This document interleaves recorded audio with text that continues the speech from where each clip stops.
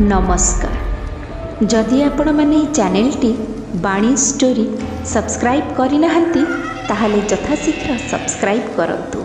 छोटरू बापा मांकर car accident रे मृत्यु हो जाइथिला।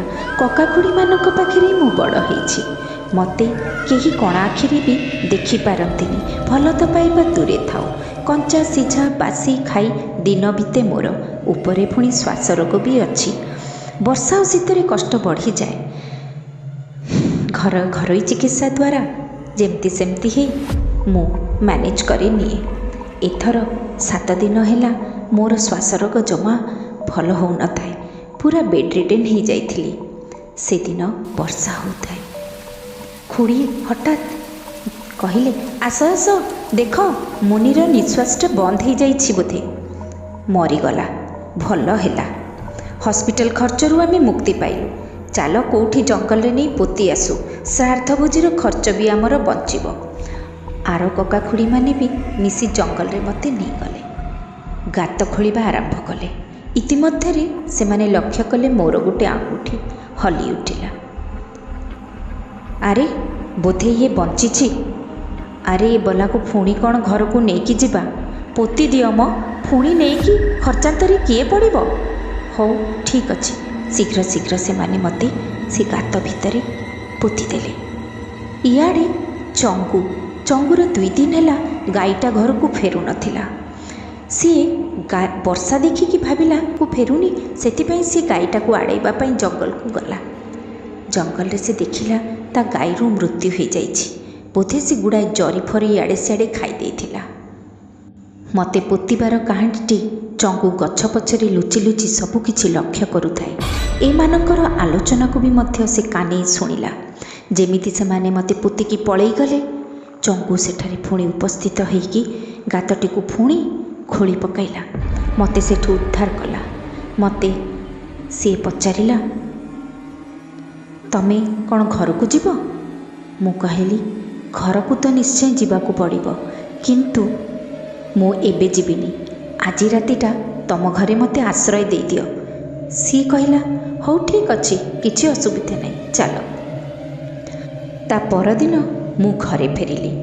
मते देखी ए देख देख देख आस भूत आछि आम घरे, भूत आछि आम घरे। जेमिति प्रचंड भाव में चित्कार कोलाहल मचिगला। सेमानकु लागिला ये पिचा शुणी भूतुणी फेरी आछि आम घर को आमको मारिदेबा पाई। मु पचारिली मु तो मीना मु कहीं भूतुणी हेबी, कौन है मो सहित, तुम मैंने कहीं देखुच मत डरी। मु चुपचाप किना रोसई घरे गली। किछि जिनस तैयारी करिकी खाइबाकू लागिली। मु तो मनस्थ करिकी ही जाइथिली एमानकू अच्छा खासा डरेइबी। मो सांगरे चंगू भी मिसीगला डरेइबा पाई। मु गोटे गोटे उत्पट कांड सबू करबाकू लागिली। केतेबेले झरका पटू हाथ गली राति अंधारे डरई देली, तो केतेबेले मु उल्टा लटकी गली। केतेबेले मु लाल रंगर बेलून को तांको ऊपर एमिति करिकी पिचकारी करिकी फिंगी देली जेमिति तांको लागिला से माने रक्ताक्त हो गले। एही भली विभिन्न प्रकार कांड करि चलिली गोटे परे गोटे, जेमिति 7 दिन भितर से माने सब बाया हो गले। सतकू सत से माने भितरे आलोचना करने लगिले। अरे ये सब कौन दुर्घटना घटुची, आमे कौन करिले, ये किए आसीची। ये सब कथा आलोचना करी से माने गोटे गुणिया को डाकिकी आनिले।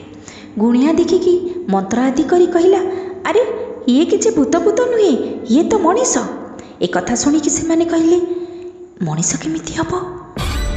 गुणिया को विदा करिकी एमाने जंगल रे गले।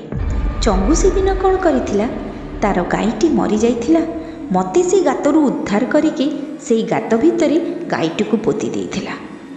एमाने जेते बेले से गातटी को पुणी खोलिकी देखिबा को चेष्टा कले कि प्रकृत रे एटा भूत कि मु। सेतेबेले से माने देखिले दुर्गंध बाहरुची, किछि किछि हाड़ मध्य हाथ रे से माने पाइले। से माने पुणी भाबिले अरे मीना तो एठी, ताले सी कि जी आम घरे एते उत्पात करुची। निश्चय से डाहाणी, निश्चय से भूतुणी, तार प्रेत आत्मा जी आमको बदला नबा आसी आमको ये आसी हैरान करी मारिदेव। किंतु गुणिया कहूँ ये नुहे आमे सेठी पुणी ଦେଖିଲୁ ତାର ଶବ। ଘଟଣା କ'ଣ? ସେମାନେ ତାଠୁ ବି ବଡ଼ ଗୁଣିଆକୁ ଡାକିକି ଆଣିଲେ। ସେ ଗୁଣିଆ ବି ଯଜ୍ଞ ହୋମ ମୋତେ ଗୋଟେ ଇଏରେ ବାନ୍ଧି ପିଟି ବାଡ଼େଇ ଝୁଣା ଦେଇ ସିଏ ବି କହିଲା ନା ଇଏ ଭୂତ ନୁହେଁ, ଇଏ ମଣିଷ। ଭୂତ ହେଇଥିଲେ ସିଏ ଅଲଗା ରୂପ ଧାରଣ କରିଥାନ୍ତା। ଇଏ ବିଚାରା ତ କଷ୍ଟରେ ଶ୍ୱାସ ରୋଗରେ ଧଇଁ ସଇଁ ହୋଇ ମରିବାକୁ ବସିଲାଣି। ମୋ ଉପରେ ବିଭିନ୍ନ ପ୍ରକାରର ଅତ୍ୟାଚାର ଆରମ୍ଭ କଲେ। ଅତ୍ୟାଚାର ଅର୍ଥାତ୍ ଗୁଣିଆର ଅତ୍ୟାଚାର। ମୋ ଭିତରେ ଆହୁରି ରାଗ ବଢ଼ି ଚାଲିଲା। ଇତିମଧ୍ୟରେ ଆଉ ଜଣେ କକା କହିଲେ ଚାଲ ପଞ୍ଚାୟତରେ ଯାଇକି କହିବା, ଯଦି ଇଏ ଭୂତ ନୁହେଁ ତାହେଲେ କୌଣସି ବହୁରୂପୀ କିଛି ଗୋଟେ ଆମମାନଙ୍କ ସାଙ୍ଗରେ ଗୋଟେ ଚାଲ କରୁଛି। ହୁଏତ ଆମେ ପୋତିଲା ବେଳେ ସିଏ ଦେଖିଦେଇଥିବ ଏଇଠି ଛଦ୍ମବେଶରେ ଆସି ଆମକୁ ହଇରାଣ କରୁଛି। ସେମାନେ ଯାଇକି ପଞ୍ଚାୟତରେ ଜଣେଇଲେ। ପଞ୍ଚାୟତରେ କହିଲେ ଆଜ୍ଞା ଆମର ଗୋଟେ ମୀନା ଝିଆରୀ, ଆପଣମାନେ ତ ଜାଣିଥିବେ ତାକୁ ଆମେ କି ପାଳି ପୋଷିକି ବଡ଼ କରିଥିଲୁ। ତାକୁ ଆମେ ବହୁତ ଭଲ ପାଉଥିଲୁ। ହଠାତ୍ ତାର ଶ୍ୱାସରୋଗ ଯୋଗୁଁ ସେଦିନ ପ୍ରଚଣ୍ଡ ବର୍ଷା ହେଉଥିଲା ଆଉ ତାର ମୃତ୍ୟୁ ଘଟିଲା। ଆମେ ତାକୁ ନେଇକି ଜଙ୍ଗଲରେ ତାର ପୋତିକି ଆସିଲୁ ଏବଂ ତାର ସବୁ କର୍ମ ଆଦି ବି କଲୁ। କିନ୍ତୁ ଦେଖନ୍ତୁ ହଠାତ୍ ଆମ ଘରେ କିଏ ଜଣେ ସେ ମୀନାର ନାଁ କରିକି ମୀନା ଭଳି ଡିଟୋ ସେଇଭଳିଆ ଝିଅଟିଏ ଆସିକି ଆମମାନଙ୍କୁ ବହୁତ ହଇରାଣ କରୁଛି। ଆପଣମାନେ ସେ କେସ୍ଟା ଟିକେ ଦେଖନ୍ତୁ। ସେମାନେ ମୋତେ ଡାକିଲେ। ପୁରା ଗାଁର ଲୋକମାନେ ପଞ୍ଚାୟତରେ ବି ବସିଲେ। ବସିଲା ପରେ ସେଠି କହିଲେ ଝିଅ ତୁ କିଏ? ମୁଁ କହିଲି ମୁଁ ମୀନା, ମୁଁ ଆଙ୍କର ଝିଆରୀ। ମୋ ବାପା ମାଆଙ୍କ ନାଁ କହିଲି, ପରିଚୟ ଦେଲି। ତାହେଲେ ମୀନା ତୁମେ କୁହ କି ତୁମର କକା ଖୁଡ଼ୀମାନେ କାହିଁକି ଏହି ଅଭିଯୋଗ ଆଣିଛନ୍ତି ଯେ ତମେ ମୀନା ନୁହେଁ? ନାଇଁ ମୁଁ ମୀନା। ଯଦି ଏ ଅଭିଯୋଗ ଆଣିଛନ୍ତି ତାହେଲେ ଆପଣମାନେ ତାଙ୍କୁ ପଚାରନ୍ତୁ ଏ ଅଭିଯୋଗଟା ସେମାନେ କାହିଁକି ଆଣିଛନ୍ତି। କହୁଛନ୍ତି କି ସେମାନେ ତମର ମୃତ୍ୟୁ ପରେ ସେଠାରେ ତମକୁ ପୋତିକି ଆସିଥିଲେ, ତାପରେ ତମେ କେମିତି ଦାବି କରିପାର କି ତମେ ମୀନା? ହଉ ଆଜ୍ଞା, ଯଦି ତାହା ହେଇଥାଏ ତ ଚାଲନ୍ତୁ ସେ ଗାତକୁ ଆଉଥରେ ଖୋଳିକି ଦେଖନ୍ତୁ। ସମସ୍ତେ ତା କଥା ଅନୁସାରେ ସେଠିକି ଯାଇ ଆଉଥରେ ସେଠି ଗାତଟାକୁ ଖୋଳିଲେ। ଗାତଟାକୁ ଯେତେବେଳେ ସମ୍ପୂର୍ଣ୍ଣ ରୂପେ ସେମାନେ ଖୋଳିକି ଦେଖିଲେ ତା ଭିତରୁ ଗାଈର ଶବ ବାହାରିଲା। ଏମାନଙ୍କ ମୁଣ୍ଡରୁ ସେତେବେଳକୁ ଝାଳ ବୋହିଲାଣି। ଆଜ୍ଞା ଏଠି ତ ଆମେ ମୀନାକୁ ପୋତିଥିଲୁ, ଏଠୁ ଗାଈ କେମିତି ବାହାରିଲା? ଆମେ କେମିତି ଜାଣିବୁ? ଆମେ କିଛି ଦିନ ପୂର୍ବରୁ ଆସିକି ବି ମୋତେ ଦେଖିକି ଯାଇଥିଲୁ। ନିହାତି ଭାବରେ ଏ ବହୁରୂପୀ କିଛି ଗୋଟେ କାଣ୍ଡ ଘଟେଇଛି। ସେଠୁ ମୀନା କହିବା ଆରମ୍ଭ କଲା ପଞ୍ଚାୟତରେ। ସବୁ କଥା କହିଲା ପରେ ସେ କହିଲା ନାହିଁ ଆଜ୍ଞା ଯଜମାନ, ମୁଁ ଏଇଠି ଚଙ୍ଗୁର ସାହାଯ୍ୟ ନେଇଛି। ଚଙ୍ଗୁକୁ ଏଇଠି ଡକାଯାଉ। ଚଙ୍ଗୁ ମଧ୍ୟ ସେଠି ଉପସ୍ଥିତ ହେଇ ସବୁ ଘଟଣାର ବିବରଣୀ ସେ କହିଲା। ସେତେବେଳକୁ ସିଏ ଏହା ପ୍ରମାଣ ଦେଇଦେଲା ଯେ କି ମୋର ଏ ଗାଈ ଅମୁକ ଦିନରେ ହଜି ଯାଇଥିଲା। ତାର ବି ମଧ୍ୟ ଗାଈ ହଜିବାର ବି ମଧ୍ୟ ମୁଁ ଆପଣଙ୍କୁ ପ୍ରମାଣ ଦେଇପାରିବି। ଚଙ୍ଗୁର ପ୍ରତ୍ୟେକ କଥା ମିଶିଗଲା।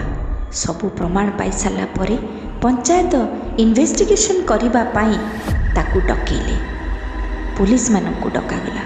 ପୁଲିସ ଗୋଟି ଗୋଟି କରିକି ଯେତେବେଳେ ସବୁ ପରୀକ୍ଷା ନିରୀକ୍ଷା କଲେ ସେତେବେଳକୁ ଧରା ପଡ଼ିଗଲେ କକା ଖୁଡ଼ୀ। କକା ଖୁଡ଼ୀ କେବେ ବି ଭାବିନଥିଲେ ଏ ଘଟଣାଟି ସାମ୍ନାକୁ ଆସିବ। କଥାରେ ଅଛି ନା, ଯାକୋ ରାଖେ ସାଇ ମାର ନ ସକେ କୋଇ। ଯେତେବେଳେ ସେମାନଙ୍କୁ ପୁଲିସ ଧରି ନେଇଗଲେ ସେତେବେଳେ ରାନୀ ସେ ଘରେ ସେ ଥିଲେ ଜଣେ ତା ସମ୍ପତ୍ତିର ଅଧିକାରୀ, କିନ୍ତୁ ସେ ଜୀବନ ବିତାଉଥିଲା ଗୋଟେ ଚାକରାଣୀ ଘରର ଗୋଟେ ଅତି ଅବହେଳିତ ଝିଅ ଭଳିଆ। ବର୍ତ୍ତମାନ ସେମାନେ ଆଜୀବନ କାରାଦଣ୍ଡ ଭୋଗିବାକୁ ଲାଗିଲେ। ବର୍ତ୍ତମାନ ମୁଁ ଚଙ୍ଗୁ, ଯିଏକି ମୋର ବିପଦର ବନ୍ଧୁ, ସେ ମୋତେ ବହୁତ ସାହାଯ୍ୟ କରିଥିଲେ। ଆଉ ଧୀରେ ଧୀରେ ପରବର୍ତ୍ତୀ ସମୟରେ ମୁଁ ତାଙ୍କୁ ଭଲ ପାଇବାକୁ ବି ଲାଗିଲି। ବର୍ତ୍ତମାନ ଆମେ ସେଇ ଘରେ ହିଁ ରହୁଛୁ ବଡ଼ ଆନନ୍ଦର ସହିତ। ଆମର ଜମି ବାଡ଼ି ଚାଷବାସ, ଚଙ୍ଗୁ ମୁଁ ଗାଈ ବଡ଼ ଆନନ୍ଦର ସହିତ ଆମେ ଜୀବନ ଅତିବାହିତ କରୁଛୁ। କର୍ମ ଅଛି, କର୍ମର ଫଳ ସବୁବେଳେ ଉପରବାଲା ବିଚାର କରନ୍ତି। जदि आपण माने मोर ई चैनल टी सब्सक्राइब करना ताले लाइक करंतु, शेयर करंतु, आउ सब्सक्राइब करंतु। मो जीवनर गोटे गोटे अभिज्ञता आपण मानक सामने मु कहानी आकार खोलीदेवी। नमस्कार।